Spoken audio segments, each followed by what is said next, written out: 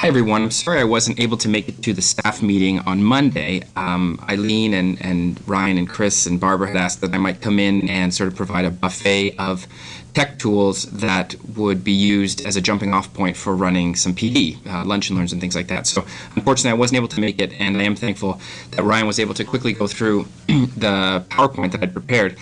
I thought, though, what I would do is run through that PowerPoint quickly one more time and actually showcase some of the apps. In many cases, you may have heard of them, but you're not entirely certain what it is they do, and I wanted to give you a visual of what you can expect from each of those applications to entice you to, maybe check them out on your own or consider a lunch and learn or something like that. For those who don't already know me, my name is Graham Wyson, and I am the Instructional Technology Resource Teacher associated to your school. So to begin with, I just wanted to sort of re-emphasize that my ability to support the school is varied, and there's a lot I can do to help you. One of them would be department meetings. This is something I'm trying to do more of this year, simply because I think that the kind of tech support that people need really depends very much on what department they're in and the kind of work that they do there. So often I've been called to department meetings to offer some PD that is very subject specific, and that could be a good way to move things forward. We will be doing lunch and learns at the school, so that's another opportunity to learn about these types of things. And finally, I'm always available for one-on-one support. So if you felt you wanted some extra help on something, simply send me an email, and I will. We can coordinate a time that we could both get together, either for some tutorial time or even to be more ambitious and maybe do some co-planning and even some co-teaching if that's something that you think would be useful to you. So I was asked to highlight some tools. The truth is there are thousands of possible tools that could be used in an education classroom context. So I've chosen just to select a handful of them, either ones that I think are underutilized or ones that I think have changed recently and you may not be familiar with the change.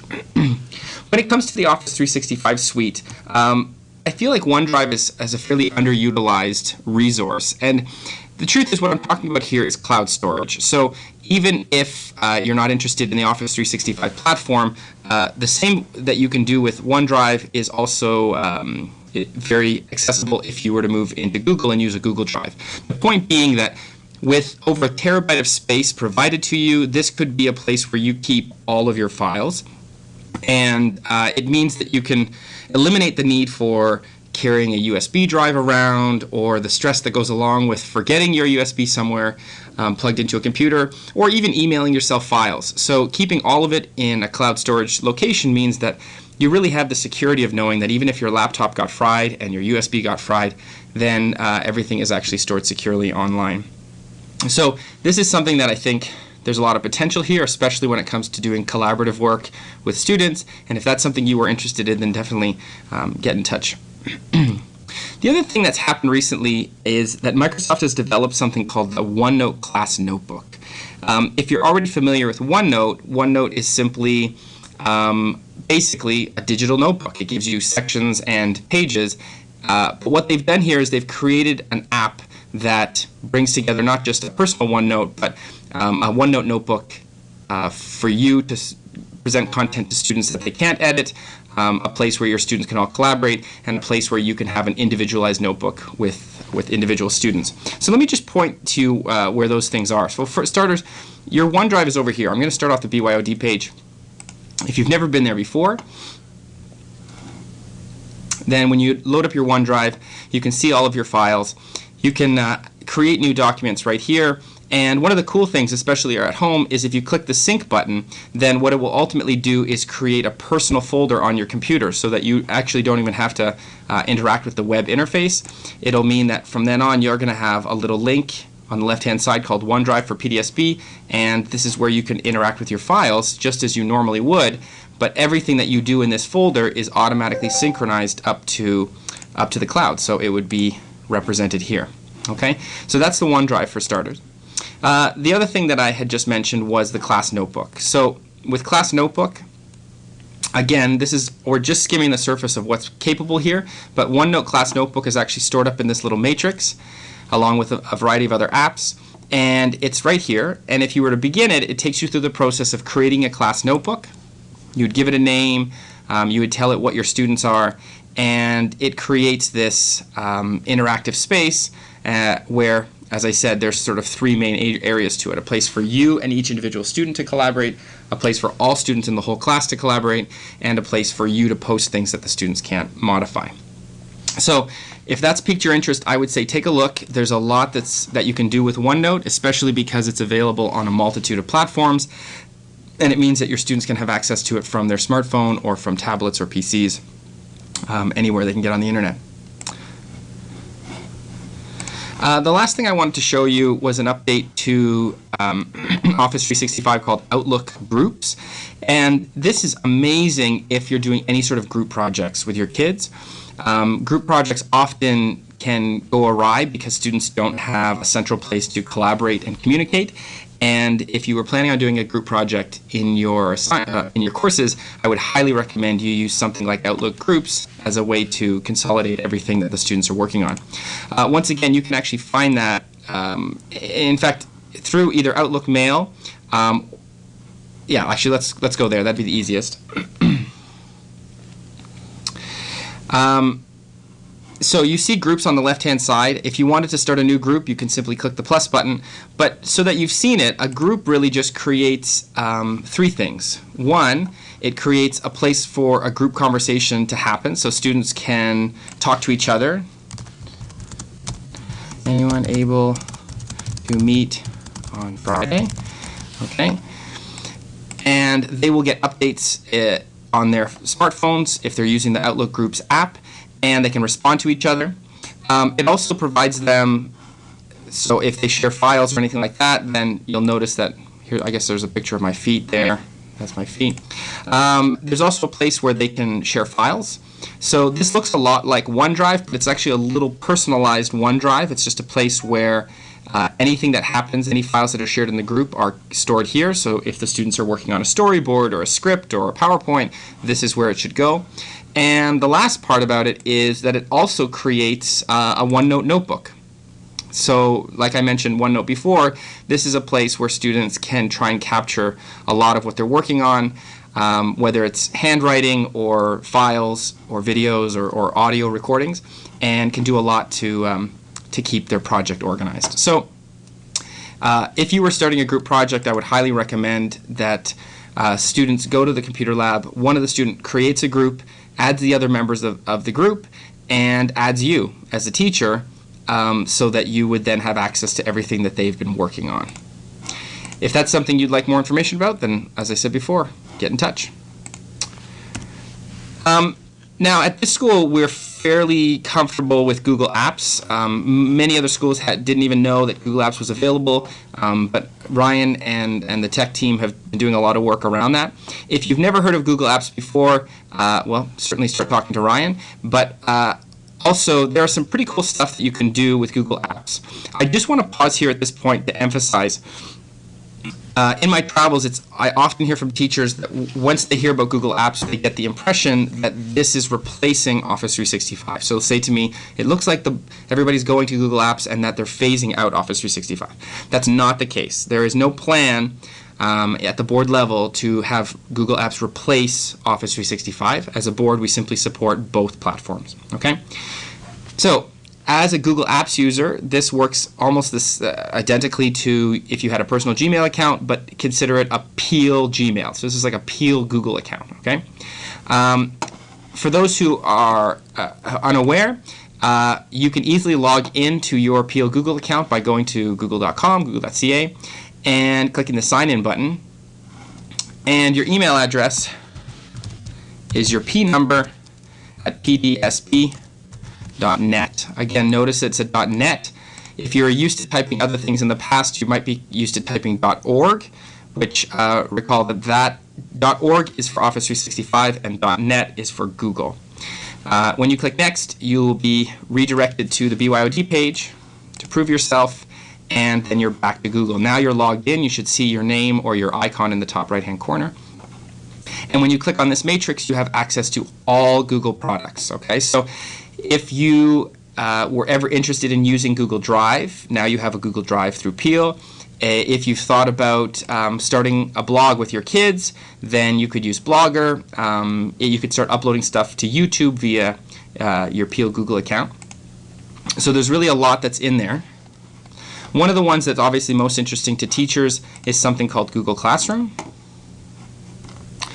And if it doesn't initially show up in your list of apps, it's because you haven't loaded it yet, and you can simply go to classroom.google.com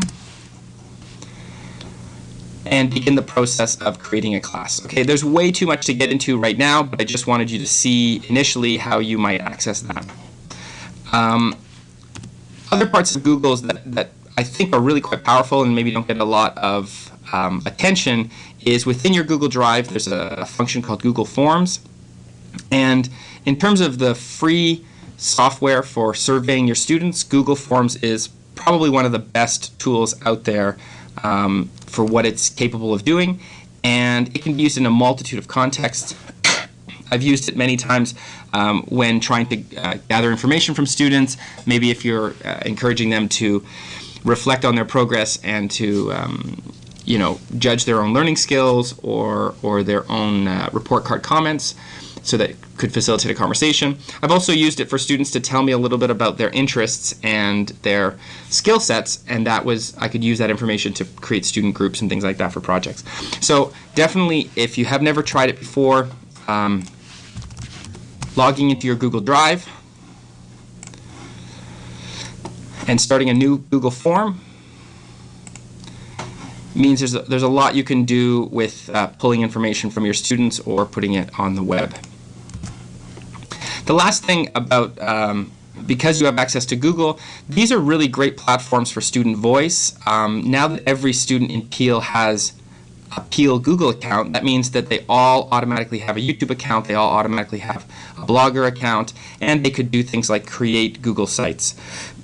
So for any students that are doing a project and there's a natural output, having your students blog or make videos or create web pages is really all built right into the Google platform and makes it pretty easy for them to access. Of course, there's always D2L, or Brightspace as it's officially called, Brightspace by D2L.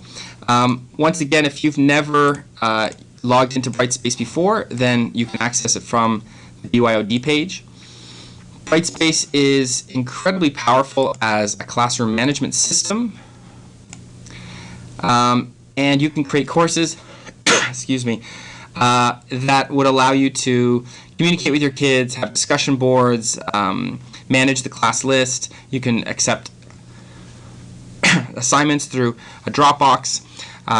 You can maintain the grades online, quizzes, rubrics, and lots of other things, as well as creating a central location for all of your course content so that students would sort of systematically work their way through the content, and there are checkpoints along the way where you could have them do some surveys or you could have them complete checklists and things like that. Because it's a learning management system, it gives you a lot of control over what the students see and do. And for example, just one small example, on every piece of content that you upload, if you go down to the very bottom of the page, you can see a completion summary, and this will give you a list of student names and tell you exactly who has viewed this content when they viewed it. So that's one example of how a learning management system is quite a bit different from what is offered through Office 365 or even through the Google platform. And as I said, there's so much to explore within D2L. It seems to be the right fit for some teachers, and for other teachers it's not the right fit, so you'll have to just play around and decide if it's something that you're interested in. Mindomo is actually an amazing mind mapping application. This is ministry licensed, so this replaces Smart Ideas. If you've been using Smart Ideas for any length of time in the past, it will no longer be licensed by the ministry because they have switched to this piece of software. It's online. It's incredibly easy to access because it's been built right into the BYOD page. I'll show you that here. Okay, it's on the second of the pages. So if you go to the resources link, you'll see a button here for Mindomo. And Mindomo makes it very easy for you to get started making a new mind map. Let's call this test map. And students can start creating content just by typing, clicking and typing.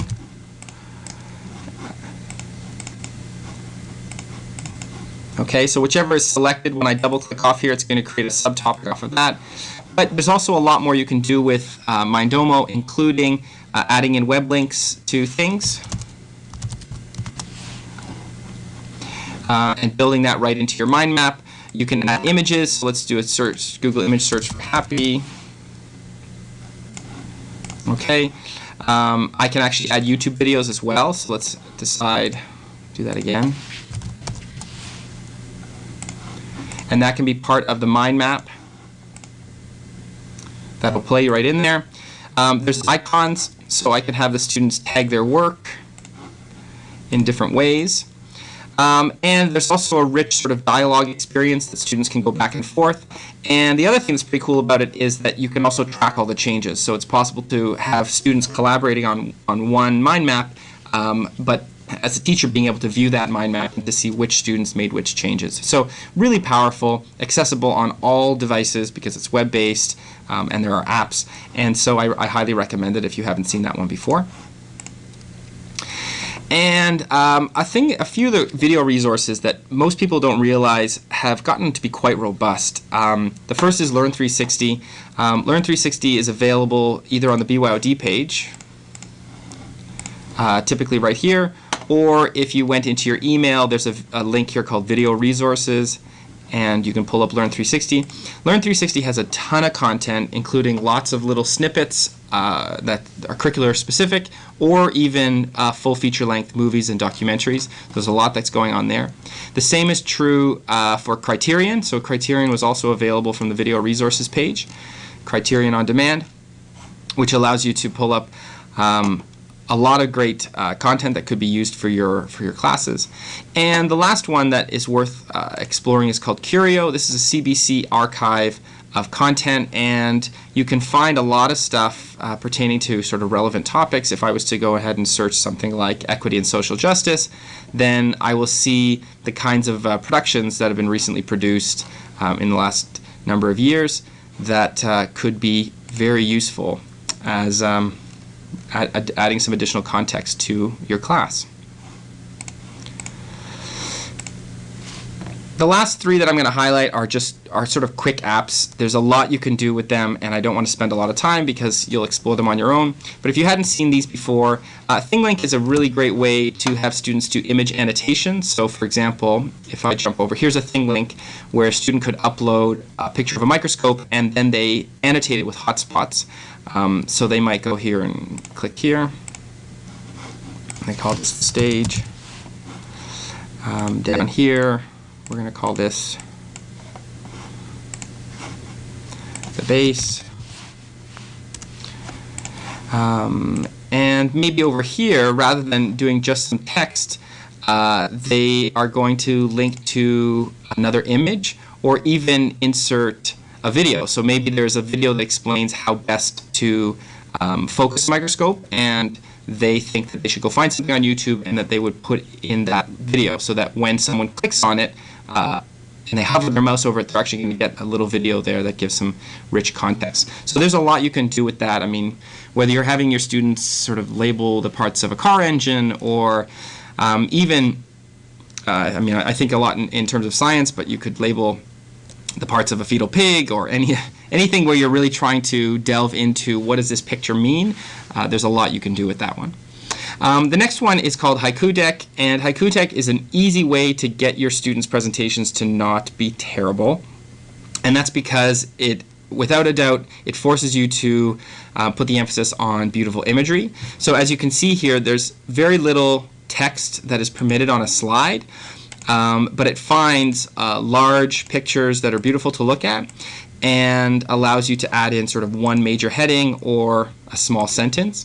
Beyond that, you really can't put a whole lot on the slide. So even just having your students work with Haiku Deck when it comes to a classroom presentation means that by default they're going to produce better work because it puts the emphasis on what they have to say and not what they can put on the slide. At this point, almost everyone has seen things like Padlet, so we probably don't have to spend too much time doing that. But again, online sticky notes, great way to have students generate ideas and to share those ideas around and reorganize them and move them and shape them. Because it's web-based, it's all collaborative. So that's, again, just a little teaser about some of those web apps, but there are hundreds or thousands more that are very interesting to look at. And the very last one that I can't demo because I don't have it on this computer is Land School. If you are taking students to computer lab and you're concerned about how they're using their time, of course you're going to circulate and be very involved in what they're doing, but it also helps to have some tech tools to interact with them. So in addition to being able to view what they're doing on their screens, you can also control before they even sit down at the computers what students will be permitted to do. I hesitate a little bit around this because I don't think necessarily that we should lock down technology. I think that if students have sort of purposeful use, then they will do well, and with a bit of supervision they can do well. But just so you know, it is available for you to, for example, limit them to, if this student needs to focus on one thing and one thing only, then you can say on that computer you can open up Word, nothing else on that computer will open up, and that's going to sort of require that the student focuses on the task. If you're trying to speak to the students and they're not listening because they're all doing their own things, you can easily blank all the screens. They quickly go black. Students will quickly turn and face you, give you the attention that you need, and then you can unblank the screens. And you can also send individual messages. So if students were maybe working on an online quiz or something like that and you didn't want to disrupt the whole class, you could send a message directly to a student computer. So there's a lot of things you can do with Land School. It's really worth exploring to see some of what you can do there. So that kind of brings us to the end of the presentation. I'll just remind you that my name is Graham Wyson, and you can find me at this email address. And hopefully you'll see me in the building for some lunch and learns, but please do not hesitate to contact me directly if any one of these tech tools has caught your attention, or if you just feel like there's more out there you can do with assessment or with instruction as far as designing sort of 21st century assessments, then I would be more than happy and very excited to be involved in that kind of thing. Thank you for your time.